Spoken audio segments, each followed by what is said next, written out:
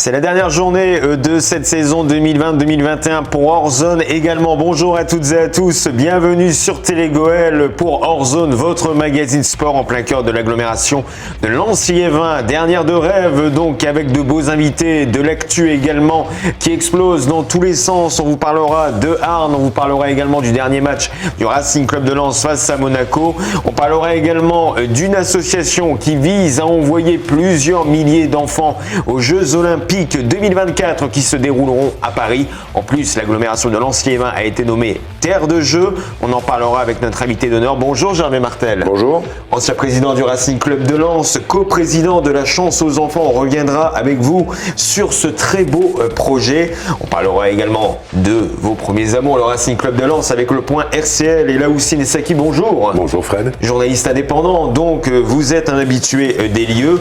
Et on parlera également des Jeux Olympiques avec vous, Thomas Verbouche-Delchambre. Bonjour dans le clapping. Bonjour Fred, on va parler dans le clapping de Billy Montigny et de ses terres de jeu 2024. On vous parlera également de recrutement et d'actu chaude dans les sports, les différents sports de l'agglo Lens-Liévin. C'est dans Ortzone, mais tout de suite on part sur les terrains.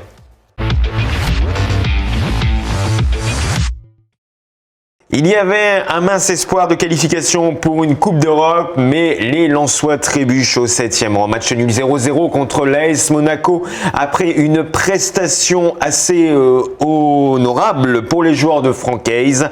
Un match nul qui entraîne une descente du RC Lens au 7e rang de la Ligue 1.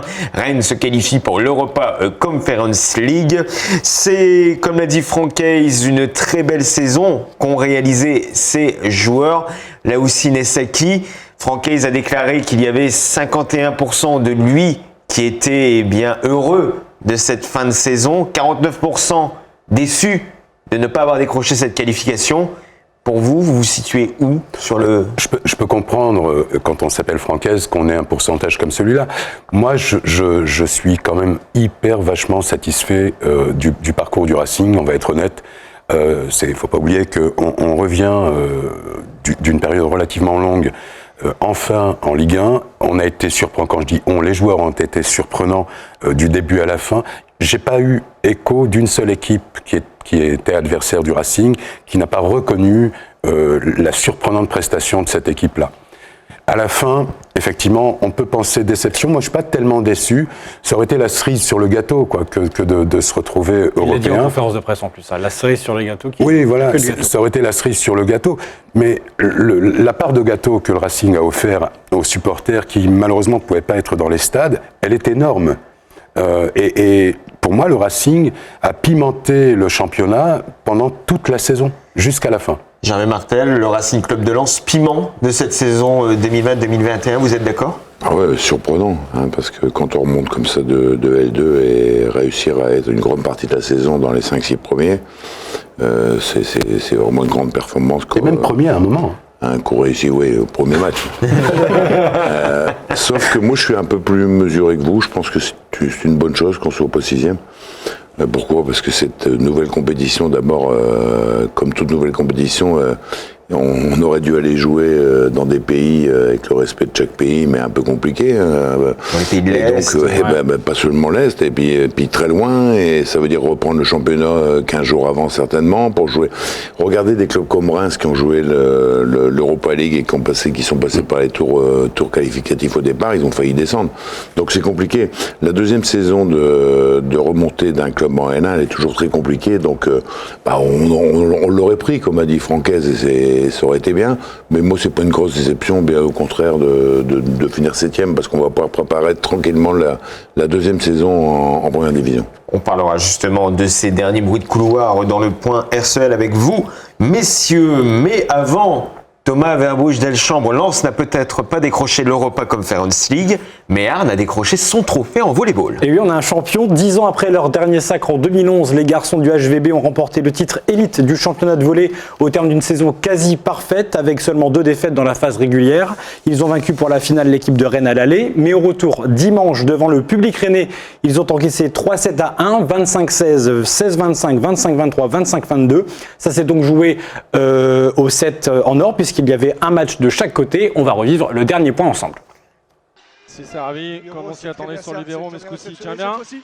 Oui, c'est défendu. Allez, il faut en profiter. Allez, Julien. Ouais, c'est soutenu. Allez, on retourne sur Julien. Oui, oui, oui, oui, France, c'est fait. Oh là là, c'est fait. C'est magnifique. Quelle fin de match. On était mené 8-4. Eh bien, comme on l'avait dit, Stéphane, ça se termine comme ça a commencé. Ouais.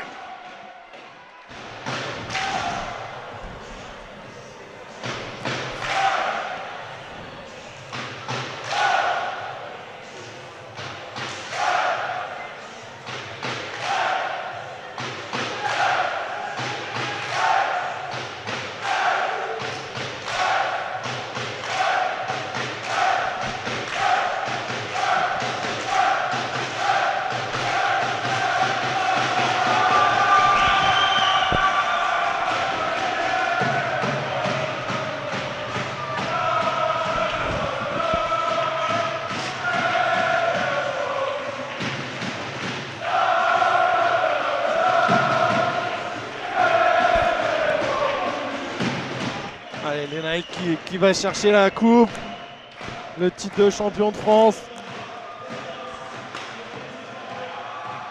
Elle va revenir avec nous.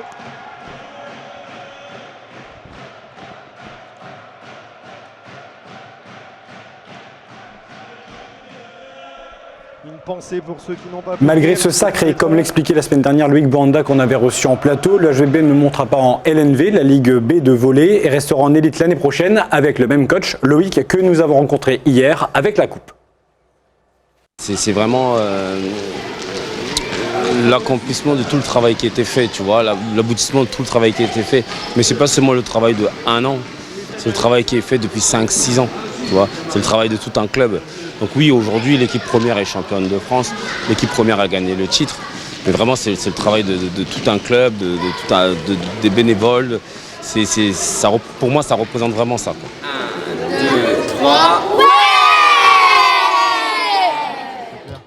Le HVB a annoncé 2 départs, celui de Loïc Pépin qu'on a vu avec la coupe, qui était devenu capitaine pour les 2 dernières saisons. Il jouera dans les catégories inférieures pour sa fin de carrière. Et puis Benjamin Germain qui quitte aussi l'équipe, mais pas le club puisqu'il devient entraîneur et joueur de l'équipe réserve en National 2. On a des arrivées, Émeric Philippe, passeur droitier, formé au club Marom-Cantleux, et Ludovic Arzac qu'on surnomme Thomas, formé à La Réunion. Et c'est une recrue de taille puisqu'il mesure environ 30 cm de plus que vous, Fred, 1m98. Enfin, on tenait à remercier toutes les équipes techniques du HVB qui ont toute la saison fourni toutes les images qui ont été mises à disposition dans une période assez compliquée. Et des merci particuliers à Jean-Luc Delvalle et Laurine Dembiki. Germain Martel, on vous a vu réagir pendant les images. Vous êtes étonné qu'un club de ce niveau-là ne peut pas monter à l'étage supérieur. Ouais, je suis étonné parce que la finalité du sport, c'est quand même d'essayer de grandir et d'essayer d'aller le plus haut possible. Ils sont champions de France et j'avais lu aussi, et je savais qu'ils avaient refusé la montée. C'est un peu dommage, quoi, parce que aujourd'hui, quand même, les objectifs pour les supporters, pour les entraîneurs, c'est de monter de niveau. Et ça représentait pas des budgets qui me semblent considérables sur ce que vous m'avez dit, là. C'est quand même regrettable. Mais est-ce que ça veut dire, encore une fois, que même dans le sport, l'argent est le nerf de la guerre ? De plus en plus. De plus en plus. Sans argent, malheureusement, on peut plus faire grand-chose. Et c'est un peu dommage parce qu'on perd un petit peu ce côté résultat sportif avant tout. Et on le voit, par exemple, avec le club de Arnes, qui est un club respectable, qui a joué il y a quelques années au plus haut niveau français. Et je regrette, en tant qu'aimant le sport de haut niveau, qui n'ait pas réussi à prendre cette montée. Après avoir parlé du HVB, on parle du VCH avec une vague de prolongation, Fred. Oui, après les changements au sein de l'équipe première, le VCH évoluant en 2e division féminine enchaîne avec les prolongations de contrat. Léa Axe, que vous voyez sur vos écrans, visage de la campagne du Pass Sport pour la CAL et ancienne joueuse de l'équipe de France des moins de 16 ans et des moins de 18 ans, a prolongé, tout comme Maxandre Malvetti. Éléonore Cordier et Caroline Clément restent également en verte pour la saison prochaine. Par contre, c'est la fin de carrière pour l'internationale anglaise Grace Calter et pour Valentine Poiré après une décennie au club. La brésilienne Nayara Félix quitte Arnes également après une année très compliquée. Et sinon, Liévin a ouvert son recrutement toujours en volleyball. Le volley club de Liévin est un club dont on parle moins dans Hors Zone, mais il dispose tout de même d'une équipe en 3e division nationale chez les filles. Le VCL organise des essais pour les garçons et pour les filles de 8 à 18 ans et ce sera tous les mercredis à la salle Noël Joseph de Liévin. C'est à partir de 14h pour les enfants de 8 à 13 ans et dès 15h30 pour les enfants de 14 à 18 ans. Les carabiniers de Billy-Montigny Handball proposent des essais aux enfants nés entre 2009 et 2012. Les carabiniers se préparent pour la saison 2021-2022. La célèbre équipe de handball du bassin minier organise une journée d'essai pour les enfants nés entre 2009 et 2012. Cette journée se déroulera le 9 juin à la salle Othello Troni de 13h30 à 16h30. Pour plus de renseignements ou pour vous inscrire, rapprochez-vous des carabiniers par mail ou par téléphone. Un goûter sera offert aux courageux. On revient en football avec un stage de foot avec des anciens du Racing Club de Lens que doit connaître Gervais Martel, Thomas. Et oui, bien sûr, si je vous dis Hervé Arsène, Jean-Guy Wallem ou encore Chérif Oudjani, vous serez forcément intéressé par ce stage d'été. Il se déroulera en juillet en partenariat avec le club de foot de Arnes, la ville de Arnes et Ludovic Caron. Des U7 au U11, ce sera du 5 au 9 juillet. Pour les U12 au U16, du 12 au 16 juillet, le tout de 9h à 17h. Au programme de la découverte, des entraînements, du perfectionnement avec des équipements donnés aux stagiaires. Coût du stage 250 €, petit déjeuner et goûter compris. Il faudra prévoir son déjeuner. Pour s'inscrire, caronsport@gmail.com ou le 06 17 27 72 98. Laoussine Seki, est-ce que c'est bien justement que d'anciens joueurs professionnels s'impliquent pour des stages comme ce dernier ? Ah ben oui, c'est bien. Et puis c'est un juste retour aussi des choses parce que on parle de public lensois qui est fervent et qui est fidèle au Racing, mais on peut voir que les joueurs, eux, restent tout aussi fidèles tout au long de leur vie. On dit anciens joueurs, c'est plutôt d'anciennes gloires, carrément du Racing, et qui reviennent tout simplement transmettre un petit peu de leur savoir, de leur parcours et accompagner des jeunes. Moi, je trouve ça admirable. Gervais, vous les revoyez, ces joueurs ? Ah ouais. J'ai encore discuté avec Chérif qui est venu pour m'aider pour l'histoire, je vous en parlais tout à l'heure, d'envoyer du matériel au Sénégal. Jean-Guy, je l'ai au téléphone il y a pas plus tard qu'il y a une semaine, et Hervé, ça fait un petit peu plus longtemps, mais c'est super ce que tu dis, c'est vrai. Parce que ça reste quand même des gens qui sont très attachés, je dirais, à leur région, au club bien évidemment, mais à la région. Donc derrière, s'ils peuvent apporter un peu de bonheur, c'est formidable. Et nous, avec la chanson enfant, on va faire un stage avec Raphaël Varane. Donc vous voyez, on reste un petit peu dans le même style. Ça va se passer fin juillet, mais c'est important qu'on puisse rendre aux gamins ce qu'ils nous ont apporté. Et combien y a-t-il de joueurs comme Raphaël Varane qui gravitent autour de la chance aux enfants ? Est-ce que vous avez déjà, entre guillemets, recruté des grands noms pour vous aider dans ce combat ? En fait, j'ai fait l'inverse, parce que Raphaël Varane, il organise déjà des stages, vous savez, de foot. Et quand je l'ai appelé, j'ai eu lui et son frère, je lui ai dit, ça serait bien que les enfants défavorisés, qui n'ont pas d'argent pour aller dans ce genre de stage, puissent t'accompagner. Il m'a toujours répondu oui. Donc une fois, il m'en a pris 30 ou 40, il avait fait un stage à LM. Là, il va faire un stage à l'Arène à Liévin, donc il va m'en prendre aussi quelques-uns. Donc ça fait partie des bonnes relations qu'on a pu garder avec des gens qui nous ont fait rêver. C'est l'occasion aussi de rappeler que Raphaël Varane avait monté ça avec un responsable que tu connais bien, qui nous a quittés il n'y a pas très longtemps. Ah ouais. C'est aussi l'occasion de lui faire un coucou. Il ne faut pas oublier que Daniel Leclerc était hyper impliqué. Il était déjà auparavant, il avait déjà fait ce genre d'opération. C'était lui qui était responsable des stages Varane. Mais voilà. Avec son épouse. Après parler de foot, on va parler de la route du Louvre qui fait son retour en juillet, Fred. Elle se tiendra le premier week-end de juillet, Thomas. Samedi 3 et dimanche 4 dans le bassin minier comme en 2020. Les courses et les randonnées se dérouleront sur 2 jours. Du 5 km, du 10 km, un semi-marathon. Tous qualificatifs pour les championnats de France. Il y aura aussi de la course nature et des randonnées Quant au marathon, impossible malheureusement de le programmer pour des raisons techniques et sanitaires. Informations et modalités d'inscription sur le site laroutedulouvre.fr. Laroutedulouvre.fr. Attention, il y a des jauges à respecter et les places sont limitées. Les places sont également limitées pour le label Terre de Jeux. De nombreuses communes et de nombreuses communautés d'agglos ont reçu ce label, montrant qu'ils ont des infrastructures ou qu'elles ont des infrastructures parfaites pour la préparation aux Jeux Olympiques de 2024. Une commune se distingue dans l'agglo Lens-Liévin, c'est le Clapping Hors Zone. Le Le bassin minier est une terre de sport et il va accueillir dans 3 ans, en 2024, des délégations internationales pour préparer les Jeux Olympiques. Parmi les sites retenus dans l'agglo de Lanciévin, le stade Paul Béguer de Billy Montigny, qui vient de se refaire une beauté, qui a même reçu le Racing Club de Lens l'année dernière. Les rénovations sont terminées. On fait le point dans ce reportage tourné cette semaine par la rédaction de Télégoël.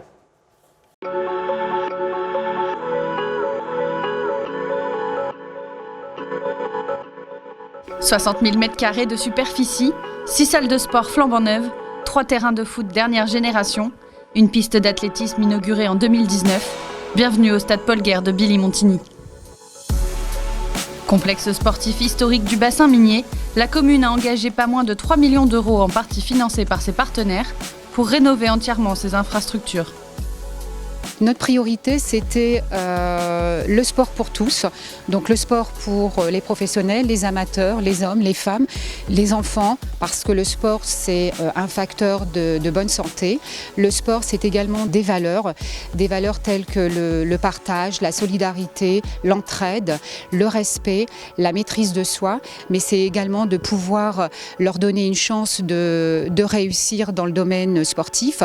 Donc pourquoi pas devenir des futurs champions. Oui, c'est peut-être aussi un objectif de la ville de Billy Montigny. Les travaux ont démarré en 2008 avec la construction de la salle de handball Othello-Troni pour remplacer le mythique parquet de la salle Paul Éluard. Un atout de taille pour les carabiniers de Billy Montigny. Il faut savoir c'est qu'au départ c'est un parquet, en dessous il y a un parquet. Et qu'après le mondial au stade Pierre-Mauroy 2017, la municipalité a racheté le terrain, cette partie-là, cette partie bleue, le Taraflex. Donc c'est déjà un Taraflex homologué pour des compétitions internationales. Ça c'est la première des choses. Qu'est-ce qu'elle a de si particulier ? Déjà quand on rentre, on a déjà une salle assez spacieuse avec pas mal de tribunes où on peut mettre en capacité 700 personnes. On a de quoi se restaurer, c'est un énorme avantage.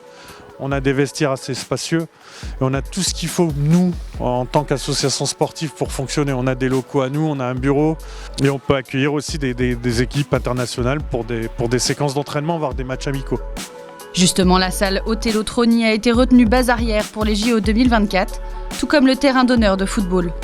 Au niveau de la ville, on est en train de travailler sur la communication de ces deux installations pour pouvoir les promouvoir et pourquoi pas attirer une nation, une délégation. Alors forcément, si on peut aller chercher le Graal et le handball et l'équipe de France de handball, on s'en privera pas, bien au contraire. On est une ville handballeur ici à Billy Montigny, mais également le football.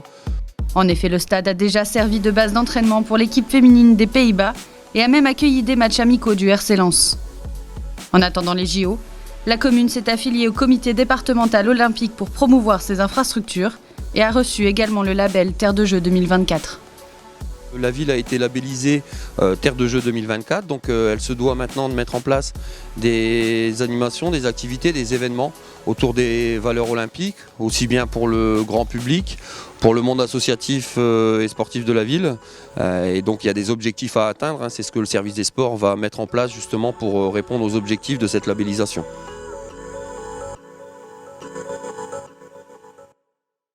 Un grand merci donc à la rédaction de Télégoël. Donc ça va respirer un peu les JO 2024 à Billy Montigny, mais dans un instant, ça va sentir les JO 2024 dans ce studio avec notre invité Gervais Martel, c'est l'invité spécial d'Orzone.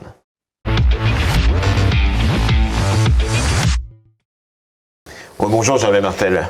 Bonjour. Co-président donc de la Chance aux enfants. C'est une association qui, plus on avance, plus fait parler d'elle. D'où est partie cette idée d'emmener plusieurs milliers d'enfants voir les Jeux Olympiques 2024 ? Est-ce que c'est vous qui avez eu cette idée un beau jour ? J'aime pas ramener les couvertures à moi, mais oui, parce que cette association, je l'aime beaucoup parce qu'elle a toujours aidé les enfants qui sont laissés pour compte et malheureusement qui sont laissés de côté en fait. Et elle s'est créée en 2000, donc elle vient pas de se créer. Il y a des gens bénévoles qui travaillent là-dedans, qui sont des gens remarquables, présidés par Jacques Svitalski. Et quand j'ai arrêté le RC Lens, j'avais déjà cette idée de rendre aux enfants ce qu'ils m'ont apporté dans ma vie. Donc je suis allé voir les gens de l'association, Jacques, et je leur ai demandé si ça allait. Bon, ils m'ont dit c'est moyen.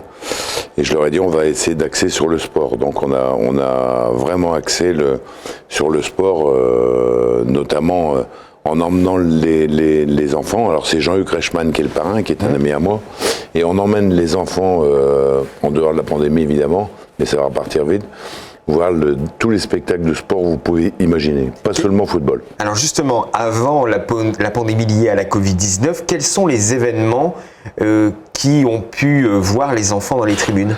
Écoutez, on a emmené à peu près 5000 gamins sur les 2-3 dernières années, donc vous voyez, c'est énorme. Et on les a emmenés au foot à Lens, évidemment, hein, mais on les a emmenés aussi voir l'équipe de France de rugby au Stade de France, on les a emmenés à Roland-Garros, on les a emmenés à la finale de Coupe Davis, on les a emmenés voir des compétitions diverses de haut niveau. Par exemple, on va les emmener au mois d'octobre voir le triathlon à Liévin en salle, oui. On les a emmenés au meeting d'athlétisme en salle de Liévin. C'est très très varié. Et là, on fait découvrir le sport de haut niveau à des garçons et filles entre 8 et 14 ans. Vous imaginez pas le bonheur qu'on peut leur donner. Alors justement, comment sont choisis les enfants sur les différents événements par la chance aux enfants? C'est très simple. À chaque fois qu'on a des places que j'ai obtenues, évidemment que mon relationnel, on appelle les associations qui sont dédiées justement à l'enfance défavorisée. On leur dit voilà, on a des places pour telle chose, que ça vous intéresse. Ils nous disent écoutez, par exemple, on a 6 enfants à, je vais dire n'importe quoi, à Roubaix, 5 à la Bassée, 20 à Lens, et à chaque fois on a tout un système d'autocars qui vient les chercher, qui les ramène. Avec une contrainte entre guillemets, c'est d'avoir un accompagnateur pour 8 enfants emmenés. Donc c'est quand même assez strict et c'est normal au niveau de la réglementation et des assurances. Donc on va chercher les enfants, on les emmène assister au spectacle avec la responsabilité évidemment de les suivre et ensuite on les ramène à leur point de départ. Avec un objectif qui est quand même important parce que dans la vie on peut rien faire si on n'a pas un objectif. C'est sur la plaquette en première page, c'est d'emmener 10 000 gamins de la région Hauts-de-France aux Jeux Olympiques. 10 000 enfants défavorisés qu'on va emmener. C'est l'objectif en 2024 et je peux vous dire que c'est déjà bien parti. Et comment vous allez faire ? Comment je vais faire ? On va. C'est une bonne question parce que c'est quand même une sacrée organisation. Vous imaginez 10 000 plus les accompagnants obligatoires qu'il va falloir recruter, les autobus qu'il faut réserver, l'argent évidemment que ça va coûter. Donc on va travailler, on travaille déjà beaucoup et on commence à travailler avec l'université d'Artois qui va nous aider dans la logistique, dans la réflexion, dans la communication, dans l'organisation. Puis on va travailler ensuite avec, je pense, beaucoup de collectivités, l'ensemble des mairies, hein, pour que les enfants puissent profiter de cette chance d'aller aux Jeux Olympiques. Hein. Je crois que les Jeux Olympiques en France, on les verra une fois dans notre vie. Donc c'est un super truc parce qu'on se projette déjà dans, et ça va vite, hein, c'est en 3 ans maintenant, 2024. Et c'est formidable parce que ça sera des garçons et filles qui auront à ce moment-là entre 8 et 14 ans. Donc c'est une grosse organisation, mais on travaille fort déjà sur l'affaire et moi je suis très très très content et très optimiste. J'avais une question. Je suis chef d'entreprise, je regarde l'émission ce soir, ce que tu viens de dire m'intéresse, j'aimerais y participer, comment je fais ? Comme tu es un mec brillant, tu vas trouver mon numéro de téléphone, hein, puisque toute la France l'a ou presque, et donc à partir de là, tu vas m'appeler, et puis je vais te dire comment on va s'organiser. D'accord. C'est ce que je fais. Hier soir, j'ai un chef d'entreprise, je ne vais pas citer le nom qui m'a appelé, je vais le rappeler en sortant d'ici, parce qu'il entend me parler de ça, il a envie de nous aider. Donc après, on va communiquer beaucoup plus, si tu veux. Pour l'instant, on a, je dirais, lancé ça depuis 3 ans. Le projet existe, Jean-Luc Reichmann m'aide aussi, il en parle pas mal. On va arriver dans une période de communication beaucoup plus importante dans les jours qui viennent. Et parallèlement à ça, je ne sais pas si vous alliez m'en parler, mais on a fait une opération avec la chanson enfant au Sénégal, puisque je m'occupe aussi un peu d'aider les jeunes défavorisés au Sénégal. On vient d'envoyer avec des copains, des chefs d'entreprise, mais plein d'amis. Jackie Deledeuil, par exemple. Une dizaine de conteneurs avec du matériel de première nécessité, mais il y avait par exemple 500 chaises, il y avait 200 bureaux, il y avait 80 lits d'hôpitaux, etc., etc., etc. Il y a notamment c'est parti hier. Il y a la commune de Mazingarbe, je crois, qui vous a aidé. La commune de Mazingarbe, il y a la commune de Liévin, il y a la commune de Billy-Montigny, il y a la commune, je peux pas tous citer, je vais en oublier. Ils vont être trop nombreux, mais on a vraiment, je dirais eu un très bon accueil, Neulémine aussi, mais on a un bon accueil parce que évidemment ça a un sens, quoi. Et si on peut apporter un peu de bonheur, même si c'est un peu loin le Sénégal, mais le Sénégal, moi, ça me tient beaucoup à cœur parce que j'ai eu beaucoup de brillants joueurs sénégalais qui ont joué au RC Lens, donc tout ça, ça fait partie d'un ensemble et c'est pas facile à mettre en place, mais on donne tellement de plaisir, que ce soit ici en France ou de l'autre côté, moi je peux vous dire que ça se fait facilement. On a parlé du volet chef d'entreprise, avec Laoussine Saki, mais si on veut devenir bénévole de l'association, Est-ce que c'est aussi simple qu'un coup de fil? Non, pour devenir bénévole, on va contacter, parce qu'on va avoir besoin de 1500 bénévoles. Vous vous rendez compte, pour emmener, pour encadrer. Évidemment, 10 000 gamins, il faut 1500 bénévoles. Et ça va être fait en liaison avec les services de la chance aux enfants. Ça va être fait vraisemblablement avec l'université d'Artois, j'en ai parlé tout à l'heure. Et tout ça, ça va se mettre en place. Il faut qu'on soit prêt au moment T avec toute l'organisation, mais il faut qu'on commence le recrutement, évidemment, sur l'année fin 2022-2023 pour être prêt en 2024. C'est pas une petite affaire, c'est de la responsabilité, c'est une chance d'aller vers les Jeux Olympiques, mais il faut pas oublier que on va être un peu comme un stadier qui regarde pas le match à Lens, quoi. Ça va être quand même de surveiller les petits bouts de chou, parce que Paris, il y aura beaucoup de monde, et donc il va falloir s'occuper vraiment des enfants qui vont participer à ces différentes journées. Gervais, l'élément de motivation principal pour toi, ce qui a fait un jour que tu t'intéresses à ce point-là, à la condition de ces enfants, ce qui est important, c'est quoi en fait? J'adore les enfants, j'adore les animaux, je suis comme ça. Tu te rends compte que j'ai 66 ans et les gens m'appellent encore Gervais, quoi. C'est quand même un peu mais ils m'ont toujours appelé Gervais parce que je suis quelqu'un qui a toujours été proche des gens et il y a tellement de gamins qui ont besoin aujourd'hui. Moi, j'ai eu la chance d'avoir une vie extrêmement remplie et passionnante et formidable grâce aux couleurs sang et or. Bon, donner un peu de mon temps aujourd'hui, je le fais avec autant de passion que si j'allais voir jouer Lens en train de jouer une grande compétition de football. Donc c'est très facile et c'est normal que je fasse ça. Gervais Martel, donc il y a cet objectif d'envoyer 10 000 jeunes aux Jeux Olympiques.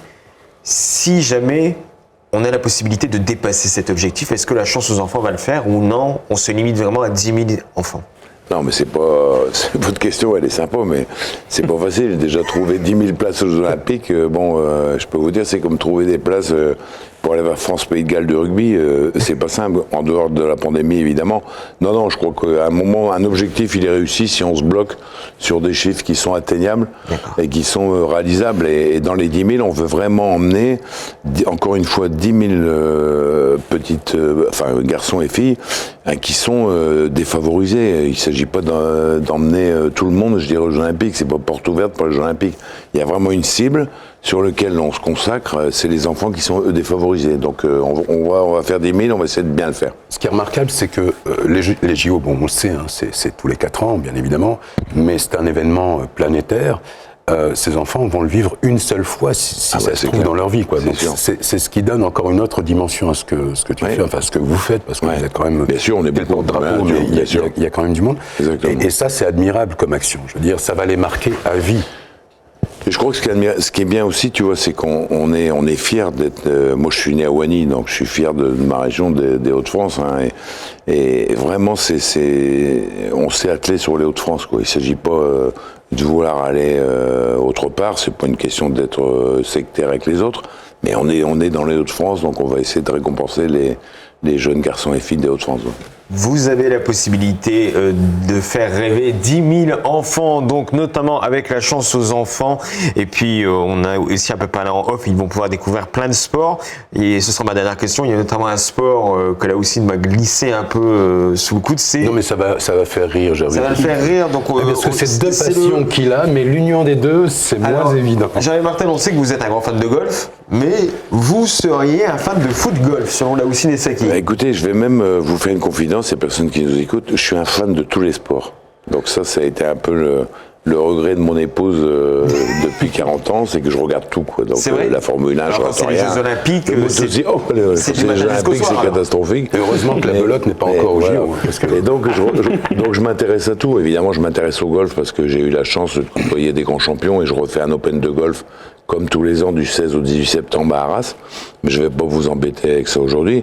Et puis bon, c'est vrai qu'il me titille de temps en temps parce qu'il y a des gens qui jouent au foot-golf et c'est respectable parce qu'on a un champion de France de la région. Ouais.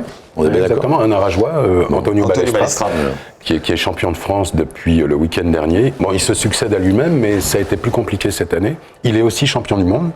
Ouais. Donc c'est un sport qui, je vais pas dire qui est en plein essor, hein, c'est pas ça, mais qui rassemble progressivement, lentement, mais à son rythme, des adeptes. Il y a des anciens pros. Le dernier club à s'être remonté, c'est Région Bretagne, avec 2 anciens, Namat Pangol et son cousin. Et on le voit souvent jouer à Arras, c'est ça. sur le terrain de golf. C'est bien. En tout cas, on a une pensée pour les jardiniers donc du golf qui doivent faire des trous beaucoup plus gros pour que la balle rentre, évidemment. En tout cas, merci à vous, Gervais Martel, coprésident de La Chance aux Enfants. N'hésitez pas à retrouver La Chance aux Enfants sur les réseaux sociaux. Et on va vous garder avec nous parce qu'on va parler de votre deuxième passion. Après le sport, c'est le Racing Club de Lens, évidemment. Dans le point RCL avec Laoussine Saki.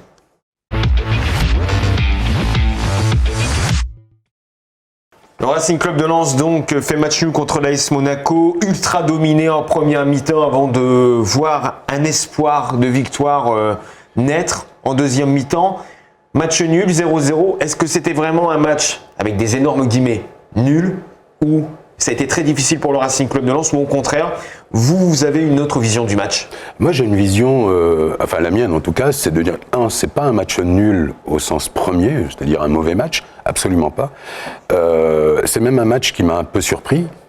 Il y a beaucoup de pression sur ce match, c'est pas simplement le dernier de la saison, c'est aussi Monaco qui est en face, qui vient juste de perdre sa finale de Coupe de France, certes, mais qui joue gros en place européenne et surtout le podium. Et puis une équipe de Lens qui sait qu'il y a quelque chose à faire. La marche est haute pour aller chercher les Monégasques, qu'on connaît, qui sont réputés être quand même assez agressifs, c'est-à-dire portés vers l'avant, etc. Et 0-0 à la mi-temps, pour moi, c'est déjà un bon score. Sincèrement, les Monégasques, on s'attend à ce qu'ils viennent nous écraser. Gervais, tu pourras dire un mot si tu veux là-dessus. Mais moi, je m'attends à ce qu'on plie à un moment, tellement on a subi d'ailleurs. Justement, Thomas Mabouche-Delchamps, vous avez des stats très impressionnantes à nous donner sur Lens Monaco. On parlait de la mi-temps, mais Lens dominait déjà au niveau de la possession, 66% du côté de Monaco, 19 tirs du côté de Monaco contre 4 pour Lens, mais quand même seulement 3 tirs cadrés du côté monégasque et un seul du côté lensois. Gervais, vous avez regardé ce match, qu'est-ce que vous en avez pensé? J'y étais, et comme d'habitude, j'ai pensé exactement ce que tu dis, c'est qu'en première mi-temps, il n'y avait pas photo, il y avait une équipe monégasque techniquement... il n'y a pas honte à dire ça, qui était au-dessus de la note, notamment au milieu de terrain.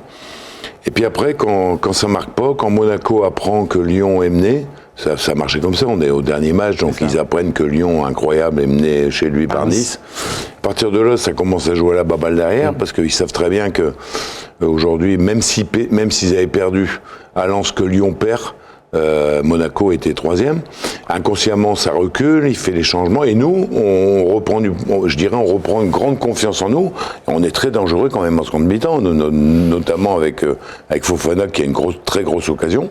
Malheureusement, il la met pas, mais on aurait pu très bien gagner ce match. Moi, j'ai été agréablement surpris par notre équipe, même si en première mi-temps c'était compliqué. Mais bon, vous savez, être dominé, il n'y a pas de honte. J'ai connu beaucoup de saisons à Lens où on avait beaucoup la possession du ballon et on perdait des matchs, donc ça ne veut pas dire grand-chose. Oui, c'est ça. Et puis, comme tu dis, il y a une espèce de réveil en seconde mi-temps. On ne va pas dire que la tendance va s'inverser, mais on voit Lens remonter assez rapidement. Le rapport de force s'égalise. Exactement, et puis être porté vers l'avant, on se dit il y a un coup à jouer. Moi, à ce moment-là, je me dis, ça va être coup près. Le premier qui marque va écraser l'autre et Lens se donne des occasions de le faire. On en a très très peu en première mi-temps. Par contre, on voit qu'on est porté vers l'avant et qu'on se met à attaquer. Puis voilà, donc pour moi, tout ça, ça fait que c'est pas un match nul. C'est au niveau du score, on est d'accord. J'ai pas de déception encore une fois là-dessus parce que j'ai vu une très très belle équipe de Lens et puis moi je les remercie tous d'avoir produit ce qu'ils ont produit. Le bémol, et on le sait, c'est que, allez, si le public avait été là, on va dire que... Ouais. Si le public avait été là, je crois que tout le monde aurait passé une saison exceptionnelle. Mais c'est comme ça, on ne peut pas refaire l'histoire. Malheureusement, c'est l'année où on est tellement en attente de retrouver Lens au plus haut niveau de la Ligue 1. C'est l'année où, manque de bol, le public n'est pas là. Bon, on espère qu'on va se rattraper, que ça va pouvoir se relancer. Quand même à Francaise, pour le coup, qui est l'entraîneur, je crois que c'est le premier entraîneur de Lens, ça n'a jamais été vu, qui n'a jamais vu le stade dans lequel il joue plein. Oui, c'est vrai. Oui, c'est vrai, juste en début d'année, un petit peu de public. Depuis qu'il est là, c'est le premier qui a jamais vécu, alors que ce soit les joueurs nouveaux arrivants ou entraîneurs, ils ont tous rêvé de se retrouver face à ce public qui est quand même porteur. Et c'est le seul qui aura fait une saison et demie avec un stade vide. Et il avait fait son premier match lors de la victoire contre Orléans qui avait envoyé le Racing Club de Lens sur penalty en Ligue 1. Ouais. Et on va revoir justement Franck Hayes et toutes les réactions en conférence de presse d'après-match. On a eu une première mi-temps qui n'a pas été toujours facile. Mais ensuite, on a aussi eu les les occasions sur cette deuxième partie de seconde mi-temps pour marquer le but. Et voilà, je pense que ça aussi, ça amène cette déception. Maintenant, je vais dire que je suis à 49% déçu, même si il y a 51% fier. Non, je suis fier à 100%, mais évidemment déçu aussi. Après, on savait qu'on avait un adversaire très fort en face de nous, très très fort. Et on a eu un peu de mal, on a ouvert quelques intervalles en début de match. On voulait d'abord bien fermer ces intervalles pour pas hypothéquer vite nos chances.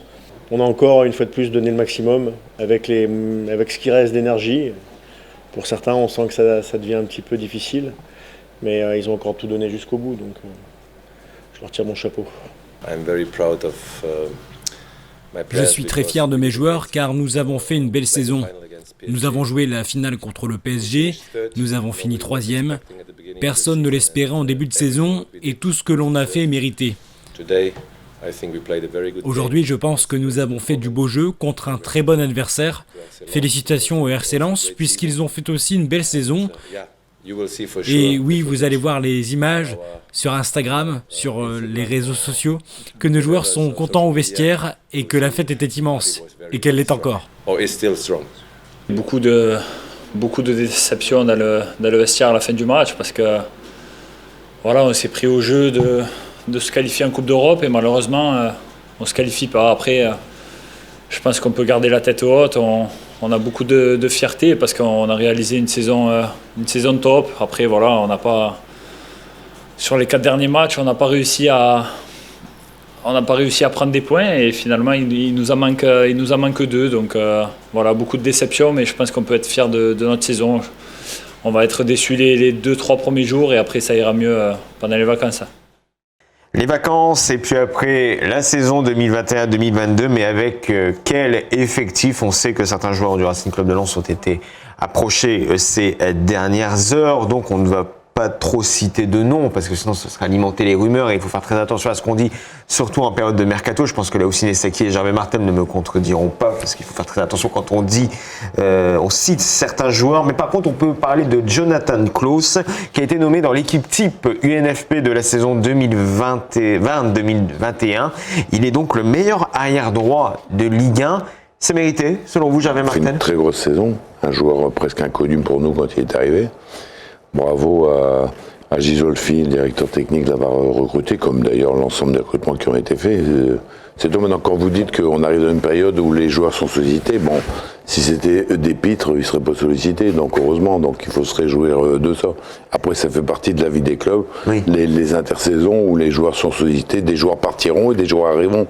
Ça, on peut pas changer l'histoire du foot. Alors justement, vous avez été président du Racing Club de Lens pendant tellement d'années. Comment on vit un mercato quand on est président d'un club de Ligue 1? Est-ce que c'est stressant? Est-ce qu'on a des rumeurs, des appels qui nous viennent tous les jours ou quelquefois on a des jours un peu plus calmes? Je peux vous dire que c'est stressant parce que je peux vous donner maintenant un scoop, c'est que mon épouse elle supportait plus parce que le téléphone pouvait sonner à 1h, 2h du matin avec des gens, des agents, avec des clubs, des agents, des gens qui appellent de l'extérieur, etc. Donc ce qu'on essaie, ce qui est très difficile en football parce que c'est imprévisible, c'est de prévoir ce qui peut se passer. Ça veut dire que vous avez par exemple un joueur A, vous dites il risque d'être sollicité en fonction de ce qui va nous être proposé, etc. Il faut qu'on trouve le joueur à prime qui va le remplacer. Mais quelquefois c'est pas du tout le joueur A que vous avez pensé qui est sollicité, c'est le joueur C sur lequel vous n'avez pas de solution. C'est un moment pour les dirigeants qui est très très compliqué, d'autant plus qu'on sort quand même d'une saison financière, c'est valable pour Lens, mais l'ensemble du foot français qui a été catastrophique. Pas de spectateurs, pas de VIP dans les tribunes, et Mediapro qui nous a fait un festival avec le dépôt de bilan. Donc, résultat des courses, une saison financière blanche. Quand je dis blanche, elle est plutôt extrêmement négative pour tout le monde. Donc ça va pas être facile, mais moi je fais confiance aux gens du club, je fais confiance au propriétaire Joseph qui l'année dernière a effectué des gros recrutements, mais bon ça va être une intersaison qui va être tendue, ça c'est sûr et certain. Et vous, Gervais, vous avez encore des fonctions au club ? j'ai une fonction de premier supporter. Donc c'est extrêmement important parce que tout à l'heure. Mais ça c'est à vie, de toute façon. Tout à l'heure vous avez dit deuxième amour, je sais pas quoi. Après le sport. Ouais, mais moi ça reste quand même le RC Lens. Je suis tombé dans la marmite quand j'avais 4 ans, donc j'ai du mal à en sortir. Et bon, je reste lié avec Joseph Ourdorian et je discute souvent avec les gens du club. Et moi je les félicite parce que vous savez, quand il y a une reprise d'un club, aujourd'hui vous le voyez, quand tout ce qui se passe à Bordeaux, ce qui se passe à Saint-Étienne, ce qui se passe à Nîmes, quand il y a une reprise d'un club, la seule chose qui est importante, c'est que la personne qui reprend un club, elle puisse assurer la pérennité. Dieu merci, on a ça à Lens, donc c'est ça qui est le principal. Mais ça reste un exercice, notamment l'intersaison, qui est extrêmement compliqué. L'intersaison sera rythmée donc du côté du Racing Club de Lens. On a appris également qu'un match amical a déjà été planifié. Là, on s'affrontera Le Havre le 17 juillet, donc dans un lieu qui reste à déterminer. On sait qu'il y a un an, Lens va affronter Le Havre à Billy-Montigny, donc qui avait accueilli plusieurs matchs du Racing Club Lens, mais pour le moment, on n'a aucune confirmation sur le lieu ni le stade, donc. Non, juste un petit mot pour revenir sur la sélection de l'équipe type. Jonathan Klaus, en fait, symbolise à lui tout seul l'ensemble du travail réalisé par l'équipe. Et de voir un Lensois qui n'est pas arrivé depuis très longtemps se retrouver dans cette équipe type, donc la meilleure équipe du championnat de Ligue 1, c'est aussi voir l'ensemble de l'équipe de Lens à travers tout ce qu'elle a fait toute la saison. Il y a une symbolique qui est assez sympa. Alors, ce sera ma dernière question pour vous deux, messieurs. Là aussi, ici, il devait y avoir, alors je parle vraiment de l'effectif, un top et un flop. Ce serait lequel? Le top, pour moi, c'est le collectif qu'on a découvert. C'est le travail exceptionnel qui a été réalisé, et cette espèce d'alchimie qu'on a trouvée très très rapidement au sein de cette équipe. Ça, c'est vraiment le top. Le flop, ça va être que y a eu quelques ratés, ça arrive tout au long d'une saison, on trébuche sur certains matchs, on s'attend pas à une défaite ou on s'attend pas à un match nul. Il y a des matchs quelquefois plus difficiles que d'autres. Je vais pas parler de Bordeaux parce que voilà, c'est fait, mais voilà, le flop, c'est qu'à certains moments, on se dit bon, on pouvait faire mieux. Gervais Martel. C'est une question qui est très difficile parce que si vous demandez des tops, des flops, j'en vois pas beaucoup parce que j'ai dit tout à l'heure. Même au niveau de certains joueurs Non, écoutez, moi je trouve que le recrutement il a été entre guillemets surprenant avec des joueurs qu'on n'attendait pas. Par exemple, Fofana. Bon, Fofana, crever l'écran comme il a fait, on était peut-être quelques-uns, pas moi, mais parce que je connaissais le joueur, mais quelques-uns dubitatifs. Arrivé à Lens, on se dit tiens, pourquoi un club il n'est pas resté en Italie, pourquoi il n'était pas resté en Angleterre. Donc tu as raison. Moi je crois que le top c'est englobé quand même sur la raison globale. Et le flop, j'en vois pas beaucoup de flop parce que tu parles du match du Bordeaux, ouais, mais c'est un peu spécial. Bordeaux jouait sa peau aussi. Non, moi je pense que il n'y a pas de flop parce que quand on monte de L2 et faire 7e du championnat de L1, c'est une sacrée performance. Même les derbys contre Lille, les derbys perdus contre le champion de France, ce ne sont pas des flops. C'est-à-dire que ça fait mal quelque part quand on en prend 7 et contre 0. Maintenant, vous savez, le football, demain matin, les aiguilles, elles vont se remettre sur le 12, on va les taper l'année prochaine. Il n'y a rien à dire contre l'équipe de Lille qui est championne de France. Moi, mon temps sectaire avec Lille est dépassé à 66 ans. Donc, tant mieux pour eux, ils ont été meilleurs que Paris, etc. Mais enfin, bon, 7-0, il va falloir qu'on a le temps d'expliquer l'année prochaine quand même. En tout cas, on sera là pour en parler. Donc voilà, hors zone, c'est terminé. Le rideau sur le championnat de France de foot est tombé. Et c'est sur nous également que ce rideau va tomber. Mais juste avant qu'on salue les artistes, un dernier point sur la chance aux enfants. Donc l'association de Gervais Martel. N'hésitez pas à contacter la chance aux enfants sur les réseaux sociaux si vous voulez prendre des renseignements, si vous voulez aider les enfants défavorisés à aller voir ces Jeux Olympiques 2024. Donc ça se passe sur Internet. Objectif 10 000 enfants défavorisés dans les tribunes des Jeux Olympiques 2024. Ce sera avec Gervais Martel, Jean-Luc Reichmann et tous les bénévoles qui se réunissent autour de vous. Un grand merci à vous, Gervais Martel. Merci beaucoup de m'avoir accueilli. Merci à vous également, Laoussine et Saki. Merci à vous. Journaliste indépendant, donc j'espère qu'on vous retrouvera l'année prochaine, la saison prochaine, donc pour vivre une nouvelle saison passionnante. Thomas Verbouche-Deschamps, merci à vous. Merci Fred, merci à tous pour nous avoir suivis tout au long de cette saison, c'était super. Merci à vous Thomas, parce qu'on va quand même parler que Thomas Verbouche-Dachaume réalise une grande partie des écrits et des reportages que vous pouvez voir dans Hors Zone, donc un grand bravo à vous. Merci beaucoup à toute l'équipe, parce que vous ne les voyez peut-être pas, nous on les voit quand les caméras s'éteignent, mais c'est toute une équipe qui travaille autour de Hors Zone, même si quand quelquefois on vient 5 minutes ou 10 minutes en retard et qu'on n'est pas sérieux, je pense notamment pour moi quelquefois qui suis un peu en retard, mais voilà, un grand merci à toutes ces équipes qui manient parfaitement les manettes. Merci à vous d'avoir été fidèles à Hors Zone et à Télé Web pendant cette saison 2020-2021. On vous retrouvera pour une nouvelle saison sportive. D'ici là, portez-vous bien, faites très attention à vous, passez une très bonne intersaison. On vous retrouve en forme avec des baskets et j'espère sincèrement que ce sera la dernière fois qu'on vous le dira. N'oubliez pas, Thomas, votre masque. N'oubliez pas votre masque et on se retrouve en bonne santé la saison prochaine. Ciao, bye bye.